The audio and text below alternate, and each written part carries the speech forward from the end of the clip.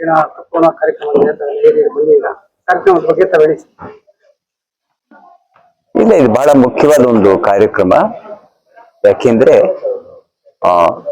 ಬೇರೆ ಬೇರೆ ಕ್ಷೇತ್ರಗಳಲ್ಲಿ ಕೆಲಸ ಮಾಡ್ತಿರೋರಿಗೆ ಈ ಸಮಾರಂಭವನ್ನ ನಡೆಸ್ತಾ ಇರೋರು ಕಾರ್ಮಿಕ ಹಿನ್ನೆಲೆಯಿಂದ ಬಂದವರು, ಬಹುಮಾನ ಪಡೆದವರು ಬೇರೆ ಹಿನ್ನೆಲೆಯಿಂದ ಬಂದವರು, ಕೇವಲ ಅಧ್ಯಾಪಕರೇ ಸಾಹಿತಿಗಳು ಅನ್ನೋ ಒಂದು ಸನ್ನಿವೇಶದಲ್ಲಿ ಹಾಗಲ್ಲ ಅನ್ನೋದಕ್ಕೆ ಬೆಳಕು ಚೆಲ್ತಾ ಇರೋದ್ರಿಂದ ಕೂಡ ಇದು ಬಹಳ ಮುಖ್ಯವಾದ ಒಂದು ಕಾರ್ಯಕ್ರಮ ಅಂತ ನಾನು ಅನ್ಕೊಂಡಿದ್ದೀನಿ. ನಮಸ್ಕಾರ. ಇವತ್ತು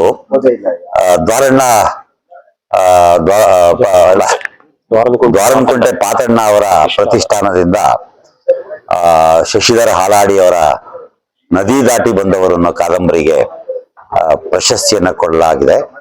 ನಮ್ಮ ಹನೀಫ್ ಅದರ ಅಧ್ಯಕ್ಷರು ಎಲ್ಲ ಸೇರಿ ಬಹಳ ಚೆನ್ನಾಗಿ ಅಚ್ಚುಕಟ್ಟಾಗಿ ಈ ಕಾರ್ಯಕ್ರಮವನ್ನ ರೂಪಿಸಿದ್ರು. ಈ ಕಾದಂಬರಿ ನಮ್ಮ ಕಾಲದಲ್ಲಿ ಬಹಳ ಮುಖ್ಯವಾದ್ದು ಅಂತ ನಾನು ಭಾವಿಸಿದ್ದೀನಿ. ನಾನು ಒಂದೇ ದಿವಸದಲ್ಲಿ ಹೆಚ್ಚು ಕಡಿಮೆ 193 ಪುಟಗಳನ್ನ 200 ಪುಟಗಳ ಕಾದಂಬರಿ ಇದು ಓದ್ದೆ. ಬೆಳಗ್ಗೆಯಿಂದ ಸಾಯಂಕಾಲ ತನಕ ಓದ್ದೆ. ತುಂಬಾ ಕುತೂಹಲಕರವಾಗಿರುವಂತದ್ದು.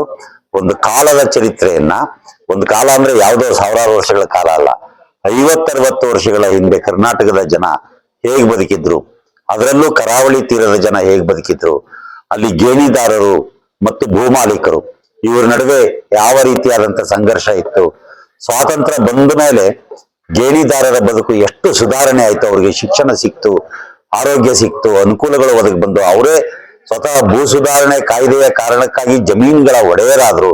ಯಾವುದನ್ನ ಚೋಮನ ಕೈಲಿ ಅವನ ಕನಸು ಈಡೇರ್ಲಿಲ್ವೋ ಅದು ಇಲ್ಲಿ ಈ ಕಾದಂಬರಿ ಒಳಗಡೆ ಈಡೇರಿತ್ತು. ಕರ್ನಾಟಕದಲ್ಲಿ ಇದೆಲ್ಲ ಆದ್ರೆ ಅದೆಲ್ಲವನ್ನು ಇವತ್ತು ಮರೆತು ನಾವು ಅದೆಲ್ಲಕ್ಕೂ ಕಾರಣವಾಗಿದ್ದಂತ ವ್ಯಕ್ತಿಗಳನ್ನ ಪಕ್ಷಗಳನ್ನ ಬಿಟ್ಟು ಬೇರೆ ರೀತಿಯಾಗಿ ಯೋಚನೆ ಮಾಡ್ತಾ ನಾವು ನಮ್ಮ ಸ್ವಾತಂತ್ರ್ಯಕ್ಕೆ ನಾವೇ ಅನ್ಯಾಯ ಮಾಡ್ಕೊಳ್ತಾ ಇದೀವಿ, ನಮ್ಮ ಭವಿಷ್ಯತ್ತನ್ನ ಕತ್ತಲಿಗೆ ತಗೊಂಡು ಹೋಗ್ತಾ ಇದೀವಲ್ಲ. ಇದ್ರ ಬಗ್ಗೆ ಬೆಳಕು ಚೆಲ್ಲುವಂತ ಕಾದಂಬರಿಯನ್ನ ಶಶಿಧರ ಹಾಲಾಡಿ ಅವರು ಬರೆದಿದ್ದಾರೆ. ಅದು ನನಗೆ ಬಹಳ ಸಂತೋಷ ತಂದಿದೆ. ಯಾಕಂದ್ರೆ ಅವರಿಗೆ ಈ ಕೃತಿ ಪ್ರಶಸ್ತಿಗೆ ಆಯ್ಕೆ ಆಗಿರುವಂತದ್ದು ಕೂಡ ನನಗೆ ಬಹಳ ಸಂತೋಷ ತಂದಿದೆ. ತುಂಬಾ ಪ್ರೀತಿಯಿಂದ ಅವ್ರು ನಾನು ಅಭಿನಂದಿಸ್ತಾ ಇದ್ದೇನೆ.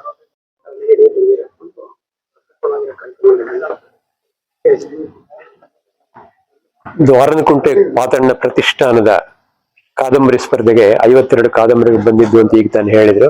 ಅದರಲ್ಲಿ ನನ್ನ ಕಾದಂಬರಿನ ತೀರ್ಪುಗಾರರು ಗುರುತಿಸಿದ್ರಿಂದ ನನಗೆ ಸಂತೋಷನೂ ಆಗಿದೆ.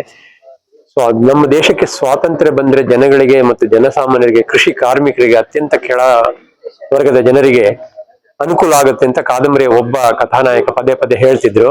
ದೇಶಕ್ಕೆ ಸ್ವಾತಂತ್ರ್ಯ ಬಂದು 3 ದಶಕದಲ್ಲಿ ಭೂ ಸುಧಾರಣೆ ಅಂತ ಕಾಯ್ದೆ ಬಂದು ಈಗ ತಾನೇ ಮುಕುಂದರಾಜು ಹೇಳಿದ ಹಾಗೆ ಚೋಮನಂತ ಅವರ ಮಕ್ಕಳಂತ ವ್ಯಕ್ತಿಗಳಿಗೆ ಜಮೀನು ಸಹ ಸಿಕ್ಕಿ ಅವರು ಸ್ವತಂತ್ರರಾಗಿ ಕೃಷಿ ಮಾಡುವಂತಾಯ್ತು ಎಂಬ ಒಂದು ಸಂದೇಶ ಇರುವಂತ ಅಥವಾ ಒಂದು ಥೀಮ್ ಇರುವಂತ ಈ ಕಾದಂಬರಿಯನ್ನು ಈ ಸಂದರ್ಭದಲ್ಲಿ ಗುರುತಿಸಿದ್ದಕ್ಕಾಗಿ ನಾನು ದ್ವಾರನಕುಂಟೆ ಪಾತಣ್ಣ ಪ್ರತಿಷ್ಠಾನದ ಎಲ್ಲರಿಗೂ ಧನ್ಯವಾದ ಹೇಳಲು ಬಯಸುತ್ತೇನೆ. ಧನ್ಯವಾದ.